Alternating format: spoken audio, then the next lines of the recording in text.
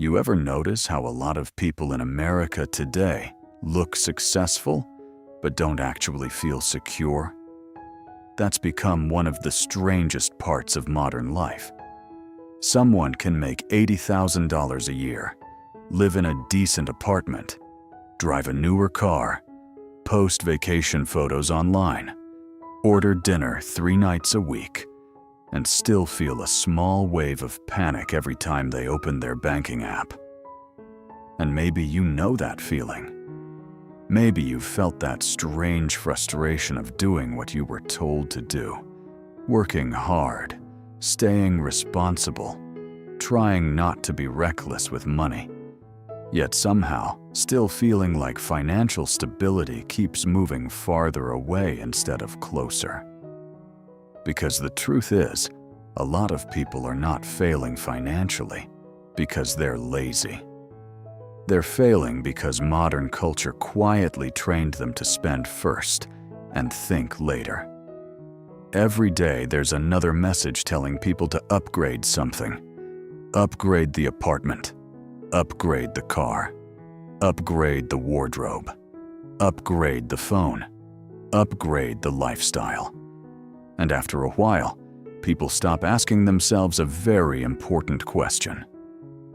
Is this actually making my life better? Or am I just trying to keep up with a version of adulthood that looks impressive from the outside? Think about the average week for a normal person right now. You wake up already tired because your mind never fully shuts off. You drive to work while calculating bills in your head. Maybe you stop for coffee because you're exhausted. Maybe you order lunch because the day feels too long already. Then you come home mentally drained and tell yourself you deserve something small to feel better. So you scroll online for a few minutes, and suddenly you're looking at new shoes, a kitchen gadget, clothes you probably don't need, or some limited time deal designed to create urgency. None of these purchases seem huge by themselves. That's the dangerous part. Financial stress usually doesn't come from one giant mistake. It comes from hundreds of small decisions that slowly become permanent habits. And the scary thing is how normal it all feels. Huge car payments became normal. Financing furniture became normal. Having 5 subscription services became normal. Paying for convenience every single day became normal. Spending money emotionally became normal. Most people don't even realize how often they spend because they're stressed, bored, lonely, overwhelmed, or trying to reward themselves for surviving another difficult week. And honestly, who can blame them? Life is expensive. Housing costs climbed. Groceries became more expensive. Healthcare became more expensive. Insurance became more expensive. Childcare became more expensive. Even basic comfort feels expensive now. So people look for little moments of relief anywhere they can find them. The problem is that temporary relief often creates long-term pressure. A newer car feels exciting for 2 weeks, then it just becomes another monthly payment. A luxury apartment feels impressive for a month, then it becomes your normal environment, while the rent keeps draining your account every single month. Human beings adapt incredibly fast to lifestyle upgrades. That's why people can double their income and still feel financially anxious. Because if spending rises at the same speed as income, nothing really changes emotionally. You just maintain a more expensive version of stress. And this is where many people quietly lose control of their financial future without even noticing it. Not because they're irresponsible, but because nobody ever taught them the difference between looking financially successful and actually becoming financially stable. Those are completely different goals. Looking successful is external. Stability is internal. Looking successful is about appearances. Stability is about breathing room. Looking successful is expensive because it depends on constant maintenance. Stability becomes powerful because it reduces pressure over time. The people who seem calm financially usually aren't the loudest people in the room. They're often the people who stop trying to impress everyone else. They drive reliable cars longer. They avoid unnecessary debt. They think carefully before increasing monthly obligations. They don't need every raise to immediately transform into a lifestyle upgrade. And that creates something incredibly valuable that most people underestimate until they finally experience it themselves. Margin. Margin is one of the most important financial concepts nobody talks about enough. Margin simply means breathing room. It means your life is not operating at maximum pressure all the time. It means a car repair becomes annoying instead of catastrophic. It means losing a job would be stressful, but not immediately life-destroying. It means you can think more clearly because every dollar is not already committed before it even arrives. People underestimate how much financial pressure affects the human mind. Constant money stress changes behavior. It changes sleep. It changes relationships. It changes confidence. It changes decision-making. Someone living paycheck to paycheck often feels trapped emotionally, even if they appear successful externally. And the strange part is that modern culture encourages people to hide that stress instead of fixing it. Everybody performs success now. Social media turned lifestyle into theater. People post vacations, dinners, shopping trips, renovations, and luxury moments because everyone wants proof that their life is going well. But nobody posts the credit card balance behind the vacation. Nobody posts the panic after overspending. Nobody posts the anxiety of realizing they cannot slow down because their lifestyle became too expensive to maintain comfortably. And after enough exposure to this environment, normal life starts feeling inadequate. Someone making decent money suddenly feels poor because they're comparing themselves to a constant stream of curated highlight reels. That comparison quietly destroys financial judgment because people stop asking what they actually want from life and start asking what success is supposed to look like online. That's dangerous because many financial decisions today are driven more by social pressure than genuine need. Somebody buys a luxury SUV not because they truly need it, but because they feel embarrassed driving an older car. Somebody upgrades apartments because their friends upgraded apartments. Somebody spends money constantly because slowing down emotionally feels like falling behind. But real financial stability usually grows in much quieter ways. It grows through habits that feel almost boring at first. Spending less than you earned consistently, building emergency savings gradually, avoiding high-interest debt whenever possible, investing patiently over long periods, increasing income slowly while keeping lifestyle inflation under control. None of these habits look exciting on social media. That's exactly why they work. Because stability is often built quietly before it becomes visible publicly. One of the biggest mindset shifts a person can make is understanding that wealth is not income. Wealth is what remains after spending. Two people can earn the same salary and end up living completely different financial lives. One person spends almost everything trying to maintain appearances.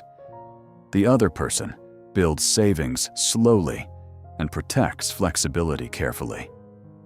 5 years later, their lives feel completely different emotionally. One person feels trapped inside obligations. The other person has options. And options matter more than most people realize. Financial freedom is not always about becoming rich enough to never work again. Sometimes it's much simpler than that. Sometimes it's just being able to handle emergencies calmly. Sometimes it's having enough savings to leave a toxic job. Sometimes it's being able to take time off without panic.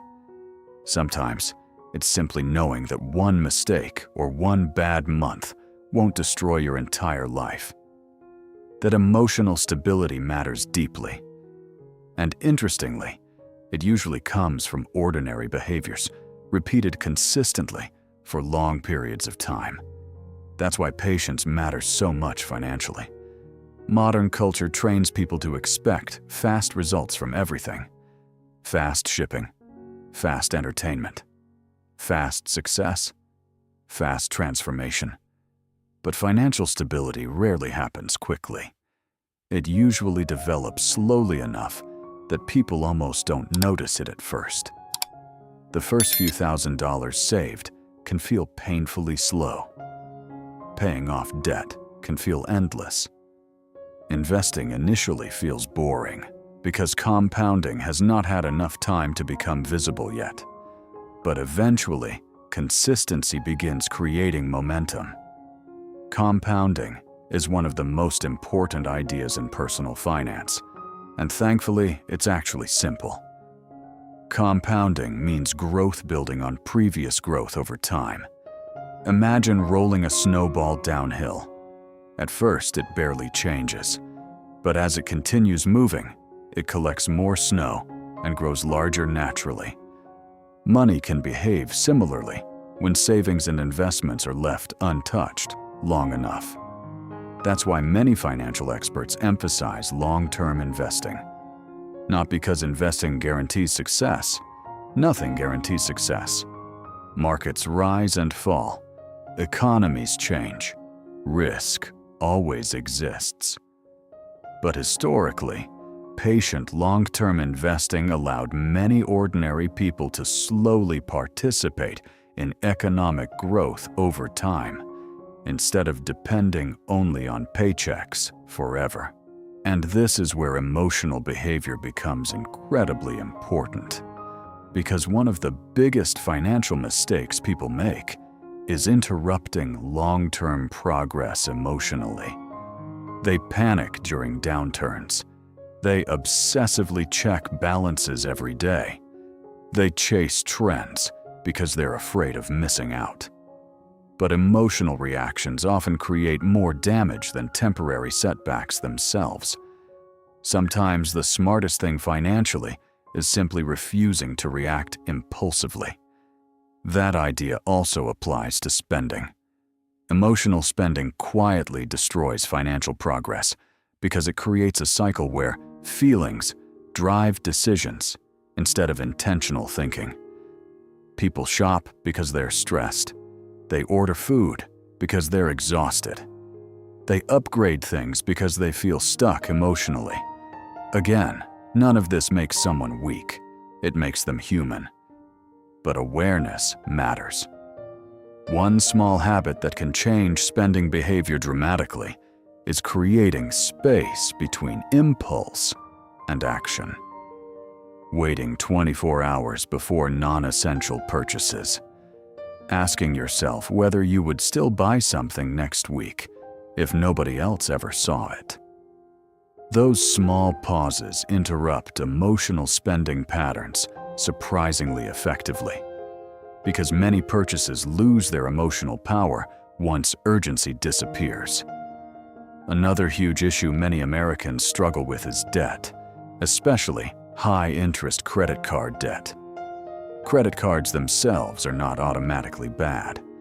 Used carefully, they can provide convenience and help build credit history. But carrying balances at very high interest rates becomes difficult. because interest compounds against you instead of for you. A purchase that originally seemed manageable can become far more expensive over time if balances keep growing. That's why reducing expensive debt often creates emotional relief far beyond the actual numbers themselves. Lower debt means lower pressure. Lower pressure means clearer thinking. Clearer thinking usually leads to better decisions overall. And honestly, clarity may be one of the most underrated financial advantages in life. People under constant stress often make reactive choices because survival mode narrows focus. That's why emergency savings matter so much. An emergency fund is simply money set aside for unexpected situations. Car repairs, medical bills, temporary job loss, family emergencies. Life always produces surprises eventually. Without savings, every surprise becomes a crisis.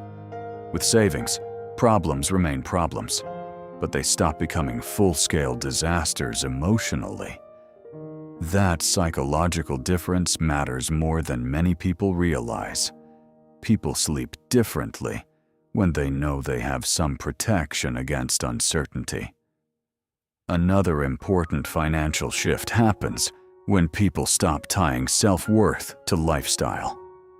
This is incredibly difficult today because modern culture constantly connects identity to consumption. The neighborhood becomes identity. The car becomes identity. The clothing becomes identity. Even productivity became identity. Everybody feels pressure to present themselves a certain way. But once identity becomes dependent on appearances, reducing expenses starts feeling emotionally painful. Somebody keeps a $700 car payment not because they love the vehicle, but because downgrading feels humiliating. Somebody keeps spending socially because they fear appearing unsuccessful. And that pressure quietly keeps people financially trapped for years. Financially grounded people often develop a different mindset entirely. They stop needing strangers to validate their lifestyle choices. They focus more on how life feels privately than how it appears publicly. Does the lifestyle create peace or stress? Does it increase flexibility or dependence? Does it improve everyday life meaningfully or simply create temporary excitement? Those questions matter far more long-term than appearances ever will. And maybe the most important realization of all is understanding that financial stability is usually built through small, ordinary decisions, repeated consistently, not dramatic breakthroughs. Bringing lunch from home more often, driving reliable cars longer, avoiding unnecessary upgrades, paying attention to recurring expenses, building savings slowly, investing patiently, ignoring social pressure more often. None of these choices sound exciting individually, but over 10 or 20 years, they can completely change the trajectory of someone's life. Not overnight, not magically, gradually. And gradual progress still matters. In fact, gradual progress is often the most sustainable kind because habits evolve naturally alongside it. People often imagine wealth as something dramatic, flashy, and visible. But genuinely stable financial lives are frequently much quieter than people expect. Quiet stability may not go viral online. It may not impress strangers. But it can create something far more valuable than attention. It can create peace. Peace when unexpected bills arrive. Peace when the economy becomes uncertain. Peace when life becomes difficult. Peace knowing you built a life that is resilient instead of fragile. And maybe that's the real goal after all. Not becoming internet famous rich. Not trying to outperform everybody around you constantly. Just building enough stability that money stops controlling your emotions every single day. Enough savings to breathe easier. Enough patience to think long-term. Enough margin to absorb uncertainty without panic. Enough discipline to avoid turning every feeling into a financial decision. Because eventually, many people realize something important. Looking rich and feeling secure are completely different emotional experiences. One depends on constant performance. The other comes from quiet preparation. One creates pressure, the other reduces it. And in a world obsessed with speed, noise, visibility, and constant comparison, there is something incredibly powerful about building a life that grows stronger slowly instead of more expensive constantly.